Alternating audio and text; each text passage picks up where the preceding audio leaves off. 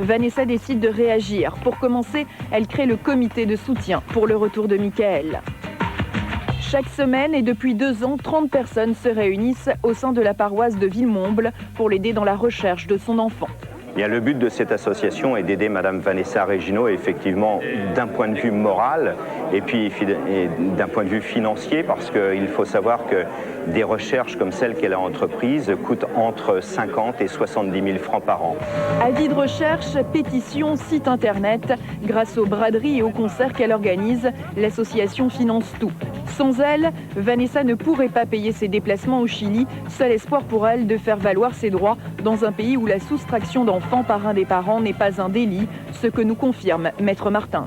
C'est très difficile justement pour nous, en France, d'avoir des moyens très effectifs au Chili, puisque effectivement le père peut soustraire un enfant mais sans être sanctionné, donc évidemment la police ne peut pas faire grand-chose. Août 2001, Vanessa est au Chili. Là-bas, l'histoire de cette maman venue de France pour rechercher son fils touche tout le pays. Elle fait très vite la une de la presse, télévision, radio, journaux. Vanessa est partout.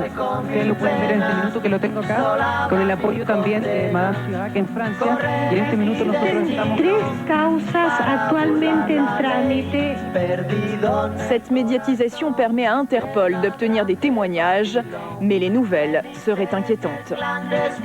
On m'a dit que de temps en temps, son père avait des crises de violence et se jetait sur lui, le secouait et le frappait. Ce qui ne m'étonne pas du tout, parce que bon, je sais qu'il aime son fils, mais qu'il ait des crises de violence, ça c'est normal, parce que c'est en lui, quoi. À son retour, Vanessa rapporte une cassette vidéo enregistrée au printemps 2000 à l'école que fréquente Michael. Ce jour-là, ironie du sort, les enfants célèbrent la fête des mères. Sur cette cassette, Michael est assis aux côtés de son père. L'enfant, d'ordinaire vif et agité, semble à présent calme et effacé. Lors de la remise des cadeaux aux mamans, Michael se dirige vers une femme et lui offre une rose. Cette femme, c'est Angelica, la sœur d'Alberto. Sur cette photo prise à Noël dernier, on peut la voir aux côtés de Michael. Elle vit en Argentine. Une source sûre nous a communiqué ses coordonnées. Nous lui téléphonons. Bonjour, qui est-ce? Bonjour Angelica. Qui? Angelica. Avec qui voulez-vous parler? Avec Angelica. Je ne connais pas cette femme. Bon, très bien, merci. Elle sait que nous sommes étrangers, elle se méfie et de suite met fin à la conversation. Depuis le début de cette affaire, les enquêteurs soupçonnent Angelica d'aider le père de Michael, mais étrangement personne ne l'a interrogée pour en connaître la raison. Nous téléphonons à la juge chilienne qui s'occupe de ce dossier. Bonjour, je suis journaliste à la télévision française. Non, pas de journaliste, non. Je suis journaliste. Non, non. Pourquoi? Parce que dans notre pays, on ne peut pas donner d'informations par téléphone aux journalistes. Là encore, nous nous heurtons à un mur de silence. Personne ne veut parler. Nous décidons alors de rencontrer l'ambassadeur du Chili en France. Nous savons qu'il a déjà reçu Vanessa. Nous lui demandons s'il peut l'aider. J'ai appelé directement le chef de notre police civile pour stimuler la recherche de Michel. Et je sais que la police a fait un grand effort pour le trouver. Les recours officiels n'ont jusque-là rien donné. Reste la détermination d'une famille. Manon, la sœur de Vanessa, fait signer des pétitions. Munie d'une pancarte et d'un t-shirt représentant son neveu, elle passe des heures entières dans les rues de la capitale. Son objectif, réussir à convaincre la magistrate chilienne de déployer plus de moyens pour retrouver Michael. Vous signez aucune pétition, jamais?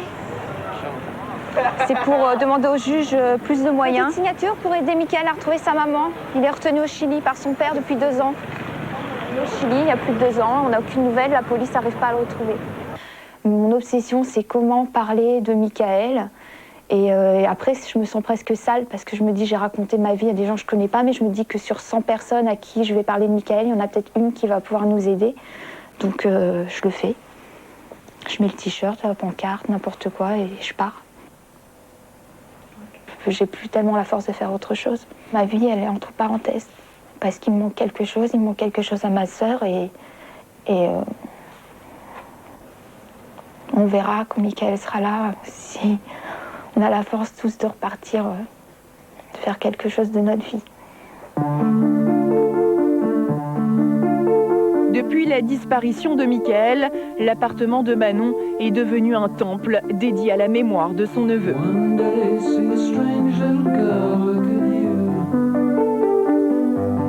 En attendant son retour, elle se raccroche aux derniers souvenirs qui lui restent, quelques dessins et des vêtements. J'ai le pyjama que j'ai mis à sécher au mois d'août 99, qui a bien eu le temps de sécher et qui reste là. J'y touche pas parce que quand il va revenir, il verra que j'ai pas touché, que j'ai fait comme s'il allait revenir la semaine d'après. Et moi, ça me fait. J'ai toujours aimé avoir son linge qui séchait parce que je me disais que je vais l'avoir le week-end, tout ça. Donc, je sais pas, de le voir là, ça, je serais incapable de l'enlever. Vanessa, quant à elle, n'a plus aucun souvenir de son fils. La nouvelle chambre qu'elle destinait à Michael reste vide. Donc ça, c'est la chambre que j'avais préparée pour Michael quand je me suis installée ici il y a un petit peu moins d'1 an. J'avais donc installé son lit, son armoire, tous ses jouets, ses nounours et tous ses vêtements. Et lorsque je suis rentrée du Chili le 13 août dernier, j'ai retrouvé ça, c'est-à-dire qu'il n'y a plus rien dans la pièce qui ait un quelconque rapport avec Michael. Tous ces objets ont disparu. Il y a 3 ans, Vanessa a refait sa vie avec un autre homme. Mais comment vivre normalement quand l'image du fils absent est omniprésente dans le couple? D'après la jeune femme, c'est son nouveau mari qui aurait détruit par jalousie toutes les affaires de Michael. Vanessa, elle, était au Chili à ce moment-là. Toutes ces épreuves ont renforcé Vanessa malgré ses yeux cernés par des nuits d'insomnie. Elle est plus déterminée que jamais. Elle ira jusqu'au bout pour récupérer son fils, même si pour le moment, personne ne sait où son père le cache. Tant qu'il est vivant, j'arrêterai jamais. Absolument jamais. Et je suis prête à tout. Si je dois tout laisser, tout abandonner, j'abandonnerai tout et j'irai retrouver Michael.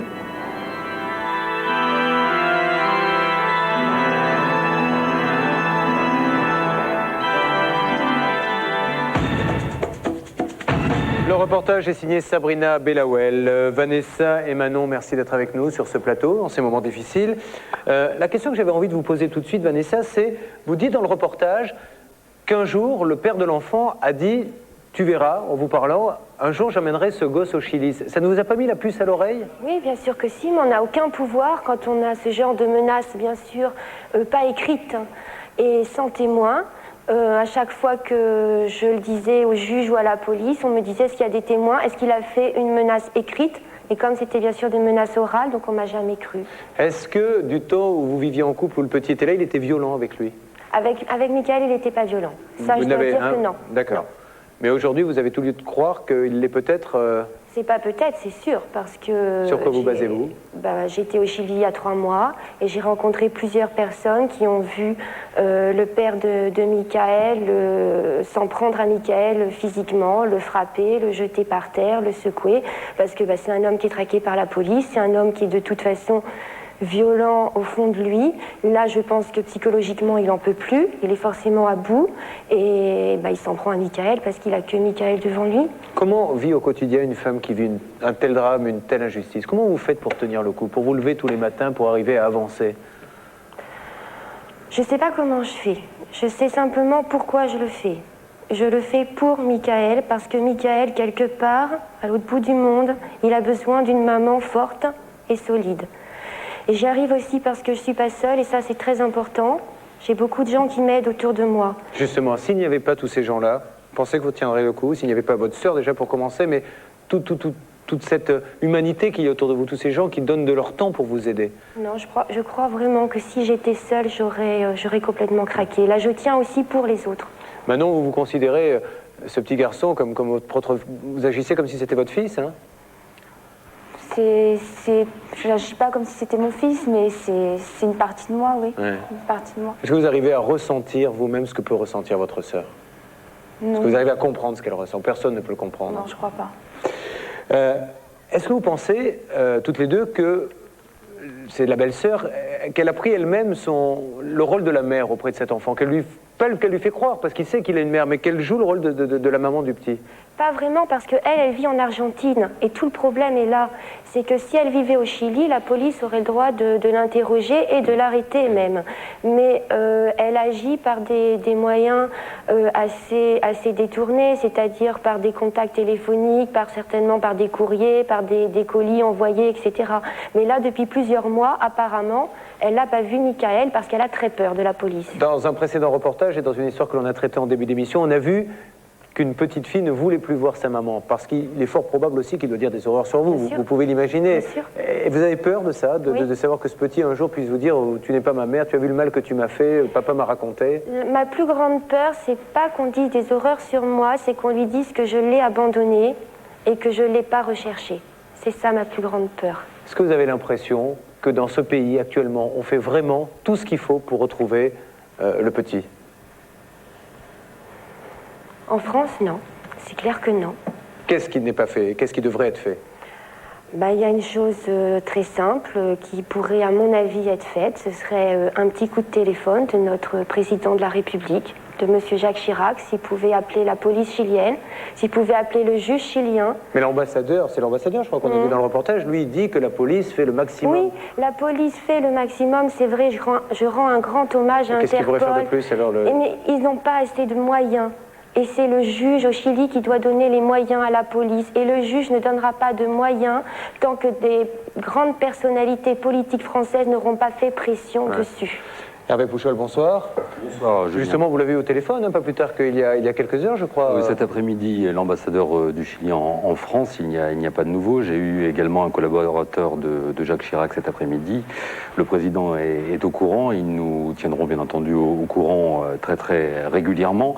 Il faut rappeler un élément déterminant dans cette affaire. C'est une première au Chili. Le juge a lancé un mandat d'arrêt contre le père pour enlèvement d'enfants.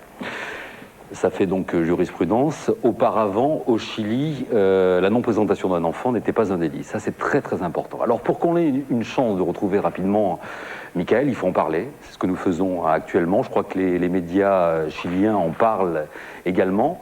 Alors, vous avez créé un site internet. Les téléspectateurs peuvent se manifester et signer une pétition qui sera envoyée directement au juge. L'adresse devrait s'afficher sur votre écran actuellement. Et peut-être qu'un téléspectateur qui va régulièrement au Chili a peut-être croisé Michael.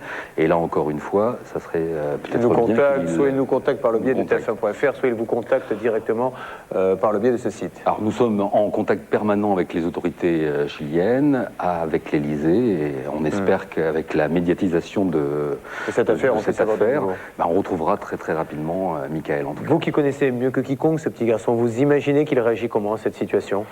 Je sais que quand il est arrivé au Chili, son papa lui avait raconté qu'il partait en voyage et qu'après, il allait le ramener en France voir sa maman. C'est ce que les gens qui ont vu Michael au début de son enlèvement m'ont dit.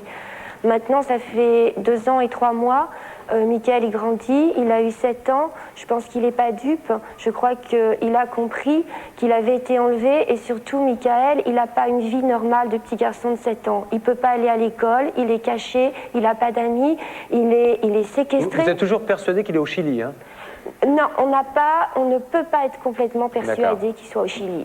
Officiellement, il n'a pas pu en sortir. Mais il se cache avec son père, ça, on en est sûr. Qu'il est avec son père et qu'il est caché, ça c'est sûr. Il est avec son père. Comment réagissent les gens dans la rue quand vous faites ces pétitions? Vous avez beaucoup de courage, hein, parce que vous n'avez pas que ça à faire. Il faut que vous viviez, il faut que vous travailliez. Vous allez dans la rue, vous faites pas des manifestations, mais vous regroupez du monde autour de vous. Comment réagissent les gens dans ces cas-là? Vous sentez qu'ils s'y intéressent ou qu'ils ont une façon de dire, excusez-moi de vous dire ça, ma vieille, chacun son problème? Quand ils me laissent le temps de m'exprimer, généralement... ça se passe bien, mais les gens pensent qu'à eux, quoi. Je suis désolée, ils me voient avec ma pancarte. Par curiosité, regardent, voient que c'est un enfant. Et ça les gêne presque. Ils n'osent même pas m'approcher, des fois, à cause de ça. Alors, je voudrais poser une question à Didier Vergès. Admettons que lors d'un prochain voyage au Chili, Vanessa arrive à localiser son enfant. Elle le prend et elle rentre avec lui. Est-ce qu'on peut parler d'enlèvement dans ce sens-là? Non. En tout cas, on regarde la loi française. Et apparemment, la loi chilienne, c'est pareil. Un parent ne peut pas enlever son propre enfant. Est-ce qu'il lui reste des recours juridiques qu'elle n'a pas encore exploités? Je crois que tous les recours juridiques ont été exploités. Ce qui manque, c'est maintenant probablement les moyens policiers. Je ne sais pas si le juge d'instruction chilien a fait tout ce qu'il pouvait légalement. Ce que je voulais dire, c'est que je ne suis pas certain que... J'imagine franchement mal Jacques Chirac prendre son téléphone, appeler le juge chilien. Je dirais même que ça serait un peu scandaleux, je vais vous expliquer pourquoi. Je crois que le Chili a renoué avec la démocratie, ils ont eu du mal. Et l'un des grands principes, c'est que la justice et le politique sont indépendants l'un de l'autre. Il y a des biais. C'est normal qu'un chef d'État français s'adresse à son homologue chef d'État chilien et lui demande d'intervenir. Là, c'est normal.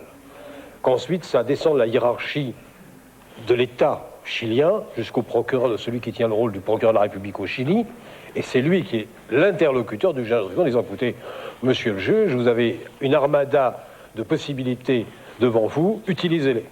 C'est comme ça. Le coup de téléphone direct de monsieur Chirac au juge, ça serait même... Parce qu'elle voulait dire que Jacques Chirac pourrait donner un coup de fil dans ce pays à qui que ce soit au président. Je crois que, quand même, vous savez, chercher...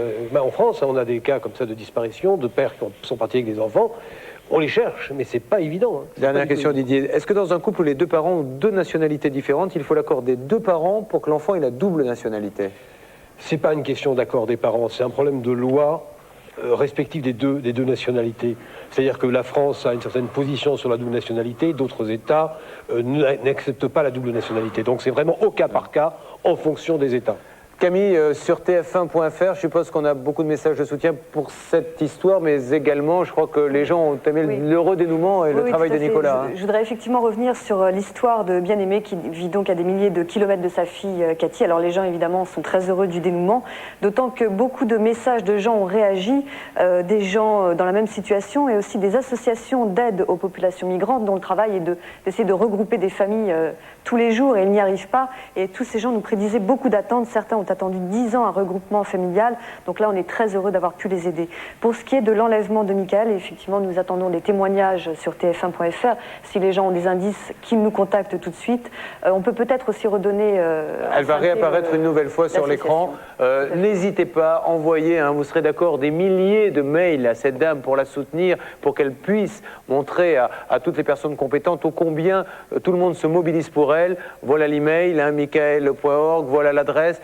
Vous pouvez également l'aider, cette dame, parce que pour aller au Chili, il faut prendre un billet d'avion. Vous vous doutez bien que ce n'est pas gratuit. Il faut pouvoir vivre là-bas. Quand elle y va, elle ne fait pas de tourisme. Vous pouvez vous en douter. Elle y va pour récupérer son fils. Alors il faut qu'on se mobilise tous. Et en tout cas, cette émission servait à ce que... on ne sait jamais, si vous allez là-bas lors d'un voyage, que vous voyez ce petit, que vous entendez quoi que ce soit, bien vous puissiez prévenir les autorités compétentes. Et que, qui sait, encore une fois en haut lieu, quelqu'un décide, qui est peut-être un petit peu plus influent que nous, de prendre son téléphone et d'appeler son homologue chilien en lui disant qu'est-ce qu'on peut faire, il faut mettre plus de moyens sur cette affaire. Voilà, on ne vous laissera pas tomber, vous allez nous donner vous-même des nouvelles de tout ce qui va se passer et j'espère que cette émission pour vous aura servi ses fruits. En tout cas, on fera tout ce qu'il faut pour vous aider, croyez-le. Je vous souhaite beaucoup de courage pour la suite. Merci d'avoir été avec nous. Nous allons maintenant parler d'une angoisse que peuvent avoir certaines mères qui ont une fille adolescente et vous savez qu'on peut fuguer. Ça fugue de plus en plus chez les adolescents malheureusement. Maëva, 17 ans, a disparu de chez sa mère le 27 septembre, de chez sa maman Nicole. C'était pas la première fois qu'elle fuguait, mais cette fois-ci, l'attente était plus longue et plus désespérante que d'habitude. Si bien que cette maman, courage, a décidé avec le seul indice qu'elle avait, Marseille, elle n'y habitait pas, de partir dans cette ville pour essayer elle-même de retrouver sa fille avec l'angoisse de ce qu'elle allait trouver peut-être là-bas. Je vous propose de regarder ce reportage, il est signé Stani Copé. Eh bien, ma fille est partie le 27 septembre de chez moi. Elle m'a laissé un mot me disant qu'elle allait à Marseille pour l'anniversaire d'un copain. Et elle devait rentrer le dimanche soir. Elle n'est pas rentrée, j'ai pas de nouvelles d'elle depuis un mois. Pas un signe de vie. Maëva a disparu. C'est la deuxième fois en moins d'un an. L'été dernier, la fugue avait duré un mois. Cette fois, Nicole, sa mère, n'attendra pas le retour de sa fille, les bras croisés. Elle veut retrouver Maëva, et vite, car à 17 ans, l'adolescente a quitté la maison familiale sur un coup de tête, sans explication, mais surtout sans argent. Elle n'a pas pris mes chéquiers, elle a rien, elle n'a pas d'argent. Elle n'a rien. Elle est livrée à elle-même. Qu'est-ce qu'elle peut faire? Qu'est-ce qu'elle a fait depuis un mois? Je ne sais pas. Direction Marseille, c'est dans cette ville que la première fois Maëva avait disparu. Pour Nicole, c'est un travail de détective privé qui commence, une quête pour retrouver sa fille. J'ai des indices. Ma fille, au cours de sa précédente fugue, m'avait donné 2 adresses. Donc ces adresses se situent dans le centre de Marseille. 11h, centre de Marseille. Nicole a quelques pistes qu'elle a pu rassembler en fouillant dans la vie de sa fille. Elle découvre des adresses dans un carnet des personnes que Maëva a dû rencontrer lors de sa première fugue. Donc là, je vais à la première adresse où j'espère avoir des éléments fiables, concrets pour retrouver ma fille. J'espère rencontrer quelqu'un qui aurait rencontré ma fille. Des adresses que Nicole va exploiter et vérifier une par une, rue après rue. La première la conduit ici à 2 pas de la rue Paradis, dans cet immeuble qui n'a plus de numéro. Sur ce qu'il reste des boîtes aux lettres, elle peut lire un nom qu'elle a déjà vu dans le carnet de sa fille. Un ami de Maëva chez qui elle aurait séjourné. 3e étage, Nicole sonne, la porte s'ouvre. Je suis la maman de Maëva. Ah bon? Oui. J'ai vu une fois. Après, elle est partie danser et tout. Après, le lendemain, la veille, vers 4h du matin, je sors, je la vois plus. L'homme a bien vu Maëva, mais il prétend n'avoir aucune nouvelle. Je crois que cette personne a des choses à cacher, en fait. Je crois qu'elle ne me dit pas la vérité, ou elle dit une vérité partiellement. Mais j'ai du mal à discerner le vrai du faux, le faux du vrai. Nicole s'accroche, direction la rue Saint-Antoine dans le 2e arrondissement. Alors là, on va à une autre adresse que m'a donnée ma fille, donc le 12 bis. Dans la rue, des graffitis sur les murs, des portes défoncées. Mon Dieu! Des fenêtres cassées, des immeubles abandonnés, bref, rien de vraiment rassurant. Là, je ressens un profond malaise en voyant ces immeubles délabrés. La piste que suit Nicole est une fois encore sans issue. Les gens du voisinage m'ont dit que cet immeuble était abandonné depuis 1 an et demi. La journée avance et Nicole n'a pas le moindre indice. La tristesse et l'angoisse envahissent cette mère désemparée. Où est donc Maëva? J'ai peur qu'elle soit embarquée dans un réseau de prostitution ou de drogue ou de secte ou de je ne sais quoi. Et j'ai très peur pour son intégrité physique et morale. J'ai très peur pour elle. Nicole ne veut pas renoncer, d'autant qu'elle dispose d'une source d'informations importante, le téléphone portable de sa fille, qu'elle peut interroger à distance grâce au code secret qu'elle a découvert. J'ai pu accéder à la messagerie vocale du portable de ma fille et j'ai pu lire des messages aussi qu'elle avait reçus sur son portable. Et là, j'ai découvert un autre monde qui ne correspond pas du tout à ma fille. C'est un autre univers, c'est carrément autre chose. Dans quelle sorte de monde évolue Maëva? Est-elle libre? Est-elle en danger? Est-elle vivante? Nicole ne veut pas penser, elle agit. Elle téléphone à tous les numéros relevés sur le portable de sa fille. Laissez-nous un message. Allez, à bientôt. Moi, je la connais pas, moi. Merci de laisser un message. Moi, je peux pas plus vous aider. Là, je suis occupé. Là. Perdue dans la ville, Nicole, l'apprentie détective, s'accroche à un numéro de téléphone, celui de Momo. Encore un ami de sa fille, un de plus. Elle se rend chez son employeur, direction cette fois le 6e arrondissement. La nuit tombe sur Marseille. Bonjour monsieur. Voilà, je cherche Momo.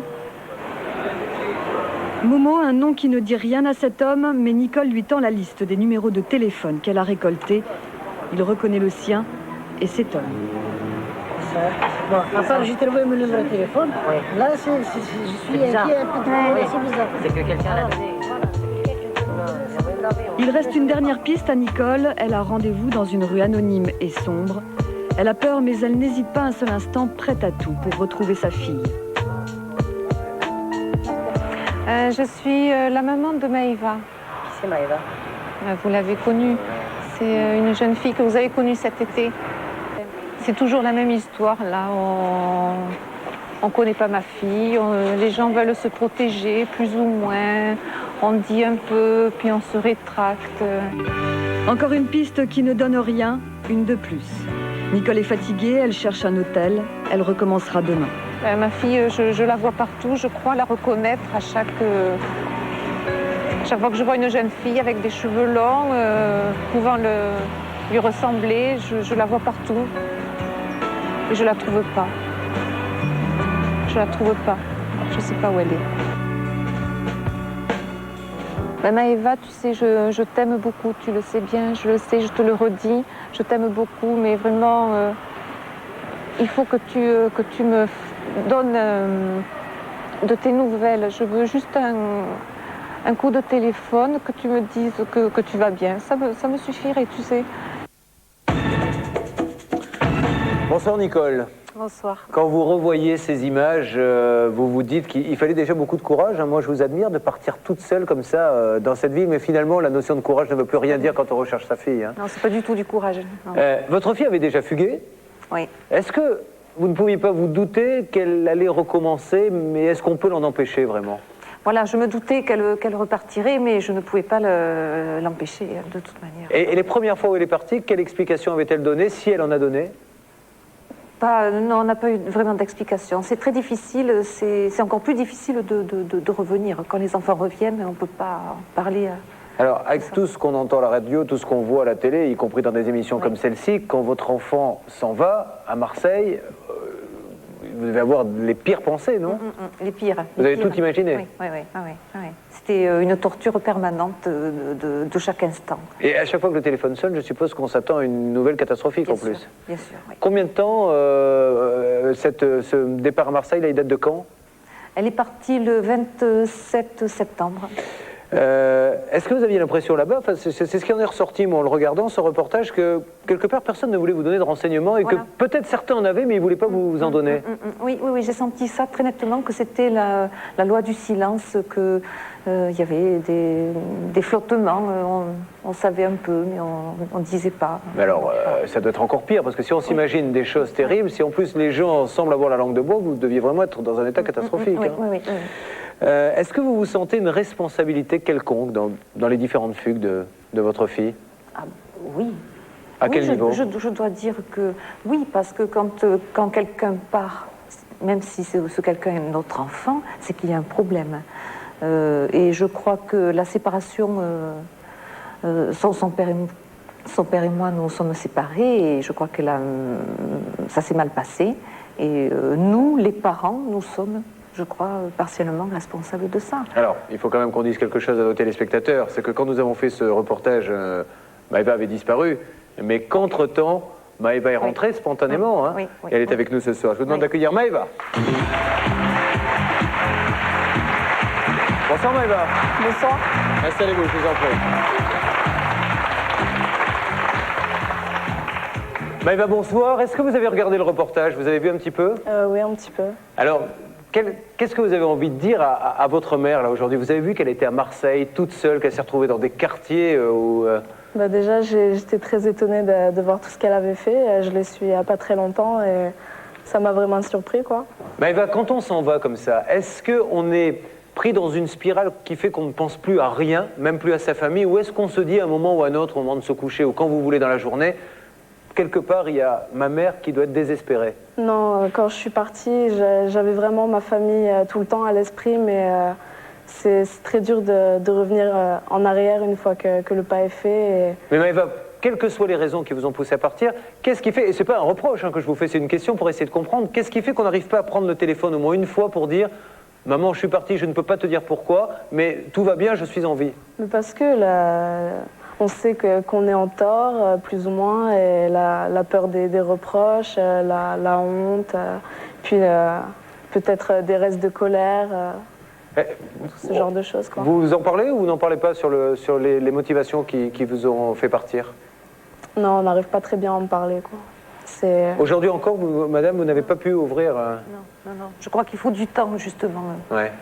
Il faut se donner le temps un peu. Ouais. Alors, si vous savez pourquoi vous êtes parti, et si vous avez du mal à en parler, pourquoi êtes-vous revenu? En vérité, je suis revenue parce que j'étais malade. Et vous aviez besoin de votre maman pour... J'avais besoin de me soigner. Pour vous soigner? Ouais. Mais s'il n'y avait pas eu cette maladie, vous pensez que vous seriez resté plus longtemps? Je sais pas. Je sais pas du tout. Vous avez du mal à parler avec votre maman si vous avez un mal quelconque, quel qu'il soit? Vous avez aujourd'hui, c'est pas le moment encore pour vous ouvrir et lui dire... On n'arrive vraiment pas du tout à parler encore. Ouais. Il y avait des gens qui vous attendaient là-bas quand vous êtes parti à Marseille ou vous êtes parti à l'aventure là-bas? La toute première fois que je suis partie, je connaissais seulement une personne là-bas et qui m'a aidée au début. Et après, j'ai connu d'autres personnes qui travaillaient, donc qui m'ont aidée, qui m'ont hébergée. Alors, même si on ne peut que conseiller à tous ceux qui nous regardent de ne pas partir et de rester auprès de leurs parents, on y est si bien, il faut du courage également pour un soir, ou un jour, prendre son sac et quitter son foyer. C'est sûr que c'est pas une décision facile à prendre, mais c'est vrai que des fois, quand les problèmes s'accumulent, c'est la seule issue qu'on trouve. Et c'est sûr que c'est jamais facile, mais on sent qu'il faut le faire. Maëva, est-ce que, et je dis ça pour toutes les jeunes filles qui peuvent se poser la question, est-ce que malheureusement, quand on est en cavale, comme ça, quand on est en fugue, on est confronté à des bêtises? C'est vrai que dans ce genre de situation, on peut rencontrer vraiment le pire comme le meilleur de la race humaine. Et c'est vrai qu'il y a des gens qui ont été très gentils, qui m'ont beaucoup aidé, mais c'est vrai que je suis tombée aussi sur des gens qui avaient des intentions moins délicates. Vous voulez nous dire lesquelles? J'ai rencontré des gens qui voulaient que je me prostitue, ce genre de choses, mais après il faut savoir dire non. Donc vous avez pu dire non? Bien sûr. Mais malheureusement, il y a des filles qui ne savent pas dire non et qui se retrouvent prostituées. Probablement. Et ça, c'est important de le dire, hein, vous savez, pour toutes les jeunes filles qui vous regardent. Hein. Et quoi d'autre, la drogue? C'est vrai que ça aussi, on peut y être confronté. Il faut aussi avoir le courage de dire non, quoi. Mais quand on vous propose d'être prostituée, tant mieux que vous ayez dit non, que vous ayez pu vous enfuir, mais c'est sous forme de menaces, de violence? On n'a pas cherché à vous séquestrer, à vous... Non, mais on te dit, voilà, cette nuit tu sais pas où dormir, voilà, je te paye l'hôtel, mais en compensation, il va falloir que tu me rendes la monnaie de la pièce, quoi. Se présenter comme ça. Et est-ce que pour l'avenir, si un jour notre idée comme celle-ci vous passez par la tête, ça vous a refroidi et vous vous dites que vous y réfléchirez à deux fois? Oui, c'est sûr que quand on vit ça, j'ai passé 4 mois de fugue, c'est vrai que ça fait réfléchir, quoi. En tout cas, merci d'avoir joué le jeu. Bravo pour votre retour et merci d'avoir été avec nous. Didier, est-ce qu'une fugue chez un mineur est considérée comme une disparition? Non, une fugue, par définition, c'est quelqu'un qui s'en va et qui revient. La disparition, c'est quand la personne ne revient pas. Ouais. Là, si elle n'était jamais revenue, au bout d'un certain temps, on aurait dit elle a disparu et on aurait fait ce qu'on appelle une déclaration d'absence. Si Maëva, par exemple, habite à Marseille et fugue à Paris, je la rencontre dans la rue, je vois qu'elle ne sait pas où dormir, je l'héberge chez moi et je ne donne pas forcément d'informations ni à la police ni aux parents. Je peux être accusé de quelque chose? Oui, vous encourez ni plus ni moins 5 ans d'emprisonnement, ce qui peut également expliquer le silence des gens, parce que très bien, quand on aide un mineur en fugue, on prend des risques, parce que si on l'héberge, eh bien, on peut être accusé de détournement de mineur, parce que même si le mineur vient de lui-même chez vous, vous savez que c'est un mineur, vous savez qu'il est en rupture de ban familial, et vous prenez un risque sévère sur le plan pénal. Les parents sont souvent responsables de leurs enfants. Maëva est mineure. Si Maëva avait fait des bêtises, est-ce que c'est madame qui aurait été responsable? La Cour de cassation, maintenant, elle devient intransigeante. On est responsable des bêtises de ses enfants, qu'on les a avec soi ou pas avec soi. Et est-ce que la police est tenue de faire une enquête dans des cas comme celui-ci, même s'il a été prouvé que c'est une fugue? Maman, je vais revenir, mais Non, il y a une lettre qui est laissée. Quand il s'agit d'un mineur, il y a une recherche. Ouais. Même pour un majeur, il y a une recherche, ce qu'on appelle la recherche dans l'intérêt des familles. Un majeur qui disparaît, on fait une recherche, on le retrouve, on lui dit voulez-vous qu'on donne votre adresse ou non? Et on dit aux gens qui ont fait faire la recherche, ne vous inquiétez pas, il est vivant ou elle est vivante, mais elle ne veut plus vous voir. C'est pas agréable. Camille. C'est avec des majeurs, parce que les mineurs, on les ramène au foyer conjugal. TF1.fr, puisque nous sommes en direct, est-ce que les internautes veulent réagir sur un sujet ou sur un autre? Écoutez, moi je voudrais revenir encore une fois sur le cas du petit Michael, parce qu'apparemment l'adresse du site web que nous avons donné ne fonctionne pas. Donc je propose aux téléspectateurs de nous envoyer un courrier que nous transmettrons à Vanessa. Il fonctionne peut-être pas parce qu'il y a eu, à mon avis, ce qui a pu se passer également, c'est qu'il y a eu tellement de connexions en même temps que peut-être qu'il y a eu un petit problème. Mais l'adresse que nous avons donnée, nous avons vérifié, est la bonne. Hein. Voilà, on va quand même doubler les chances. Vous pouvez toujours nous envoyer un courrier que nous transmettrons à Vanessa à l'adresse suivante, sans aucun doute, CEDEX 2444 99 244 Paris Concours. Nous allons même les tripler. Je vais donner votre adresse personnelle où vous pouvez vous rendre pour soutenir. Non, je plaisante. Je vais vous souhaiter beaucoup de bonheur à toutes les deux. Si je peux ajouter quelque chose, pendant que Maëva était absente, j'ai été très aidée par monsieur Bonissan, un monsieur qui est président d'une association qui recherche des personnes disparues. Voilà. Et cette association s'appelle Manu Association et je tenais absolument à le citer dans cette émission parce qu'il m'a vraiment aidé. Alors Maëva, vous allez vivre maintenant un grand moment dans la vie d'une femme. Maître Bergès va vous poser une question. C'est un moment que vous n'oublierez jamais, Maëva. Je vais m'en remettre. J'ai peur que non, malheureusement. Lui non plus, d'ailleurs. Mais moi, il y a quelque chose qui m'a terriblement surpris. Vous avez dit, j'ai été étonné de voir que ma mère a fait tout ça. Vous attendez quoi? Une parfaite indifférence? Non, mais bon, un reportage sur TF1, c'est quand même... ça sort du commun. Non, mais attendez, vous pensez qu'elle vous aime pas beaucoup? Ah, c'est surtout la télé qu'elle... Non, je comprends qu'elle s'inquiète, qu'elle me recherche, d'accord, mais... Mais de toute façon, Maëva, il ne pouvait pas vous arriver grand-chose car nous avons tous les deux les lunettes super protectrices. Voilà. Mais j'avais d'autres idées encore, j'étais très créative. Elle aurait été capable d'aller sur la Lune pour quand il s'agit de sa fille. Bon, en tout cas, Maëva, on est bien content de se réveiller le dimanche matin et d'avoir une maman à ses côtés qui sert un petit déjeuner, même si on a de temps en temps envie d'un peu d'indépendance. Amusez-vous bien, à très bientôt. Nous allons maintenant parler, puisque nous parlons d'enfants, de violence à l'école. Vous allez entendre des témoignages assez hallucinants. C'est une école où la loi du silence a régné pendant pas mal de temps. Jusqu'au jour où une petite fille a parlé, quand cette petite fille a parlé, une autre petite fille a parlé, puis une troisième, concernant des violences, voire des attouchements venant d'un autre élève plus âgé. La direction de l'école ne fait pas grand-chose pour ne pas dire ne fait rien. Et c'est ça qui est assez hallucinant. Je vous demande de regarder ce reportage et nous écouterons une maman assez désemparée juste derrière. C'est Arkady Varlamov qui a rencontré ses parents en colère. Chaque matin en France, 6 millions d'enfants rejoignent les bancs des écoles primaires. Encadrés toute la journée par un corps enseignant qualifié, les parents sont sans inquiétude. Mais pour les élèves d'une école de la région parisienne, les récréations sont devenues une punition. Ben voilà, en fait, la violence, c'est ce que j'ai connu dans l'ancienne école, parce que le garçon, il me frappait, il me demandait de me déshabiller dans les toilettes. Pendant 2 ans, Amandine et Marion auraient été battues et parfois victimes d'attouchements dans les toilettes de l'école. L'auteur, un garçon de 10 ans, en retard sur les autres élèves parce qu'atteint de déficience visuelle, aurait traumatisé les fillettes.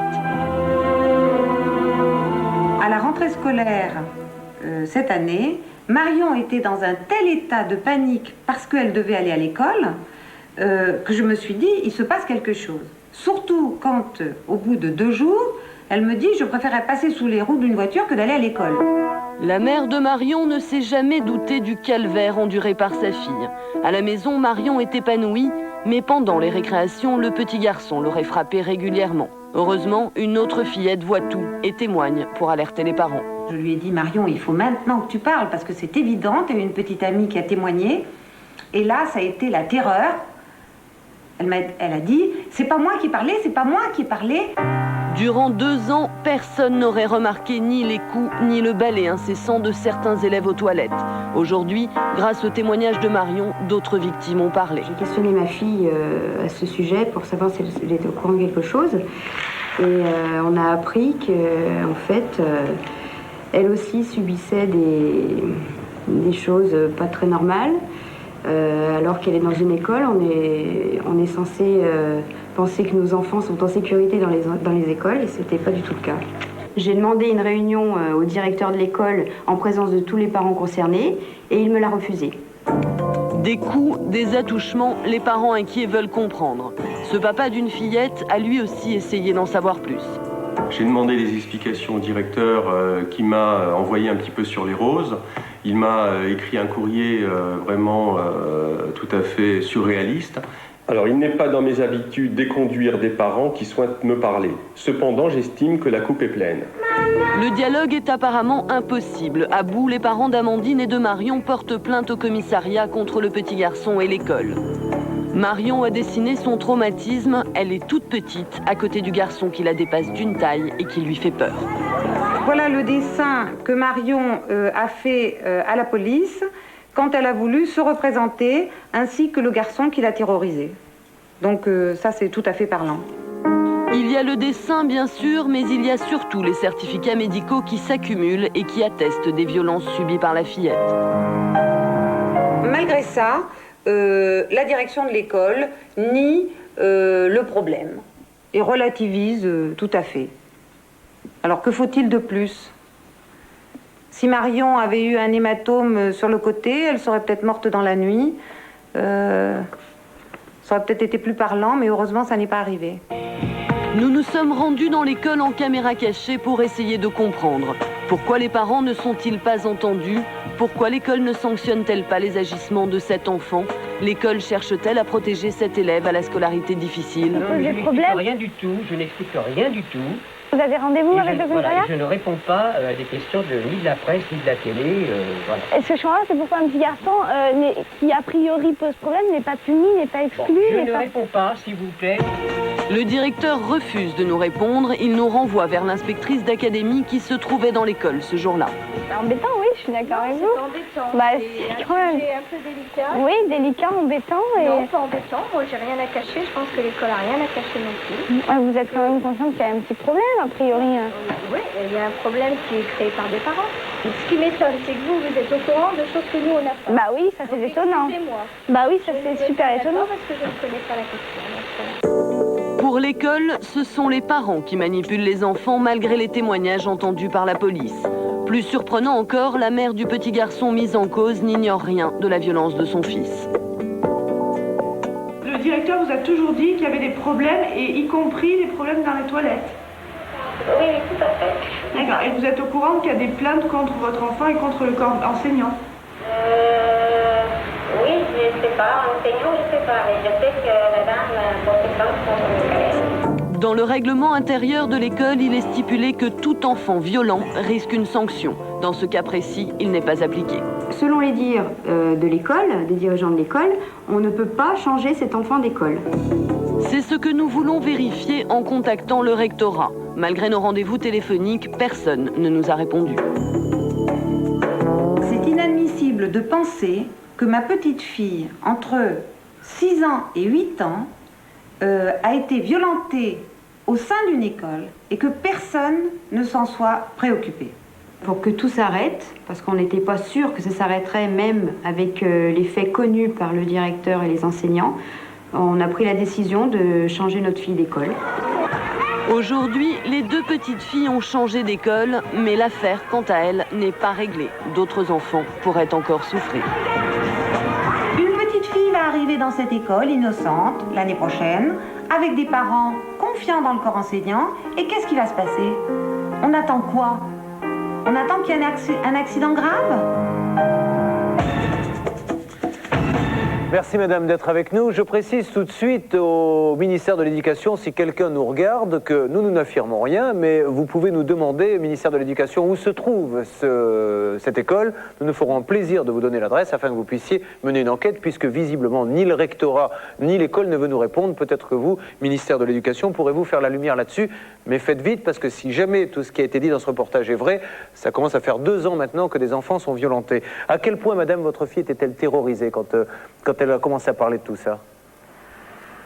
Elle a commencé à en parler dès le CP, et moi j'ai fait confiance au corps enseignant, donc je suis allée voir, comme toute maman, je suis allée voir l'instituteur et j'ai signalé un enfant qui me paraissait un peu violent dans la cour de l'école.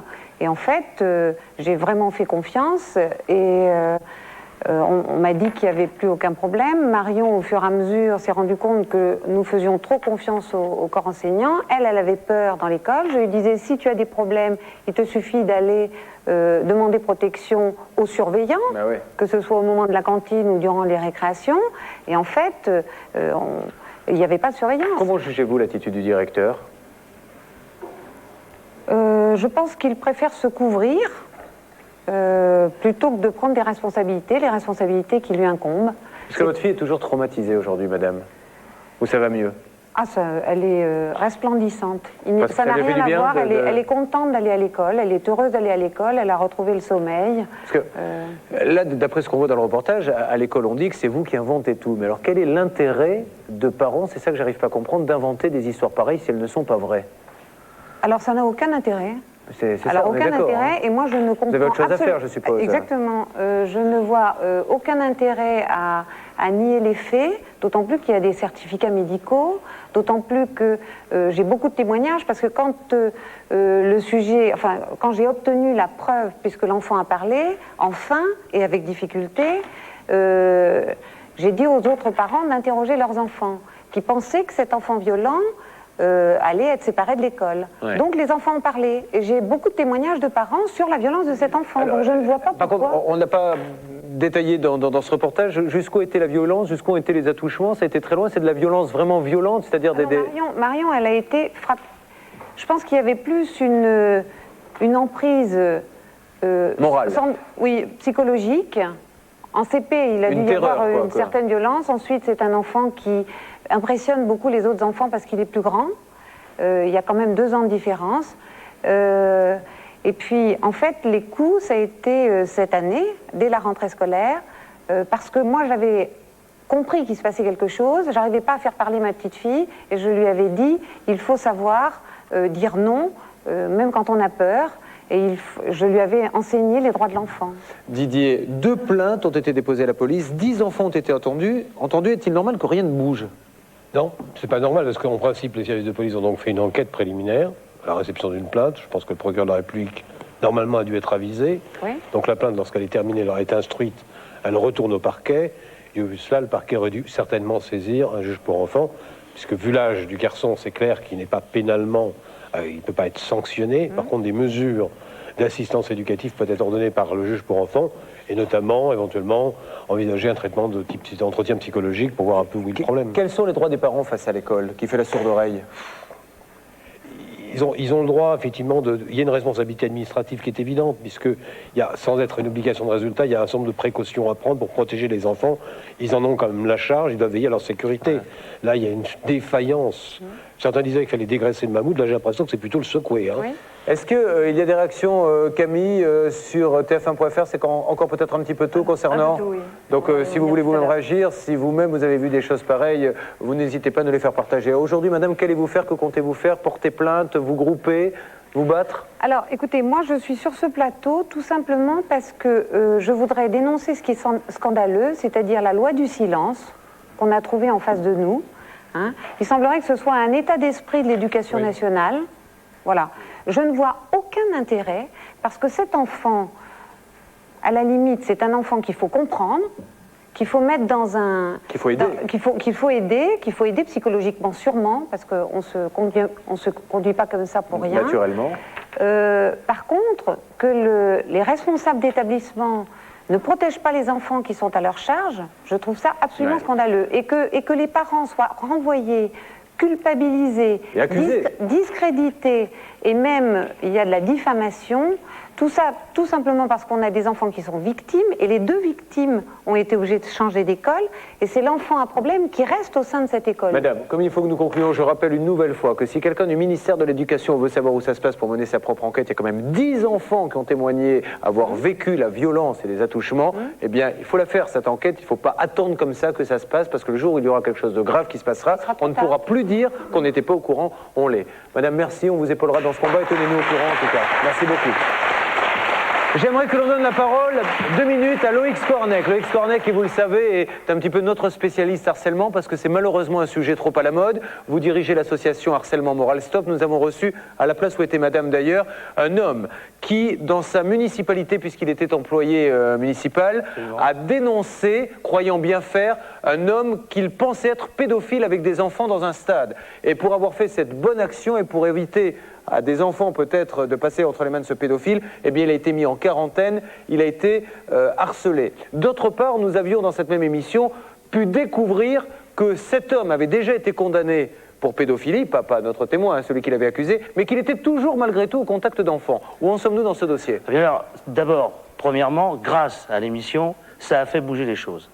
Et le mardi qui a suivi l'émission, on a enfin eu la preuve formelle que ce pédophile, condamné à 8 mois de prison avec sursis quand même, était bien toujours au contact des enfants, puisqu'il était laveur de carreaux dans les écoles. Donc la mairie l'autorisait donc à travailler au contact des enfants.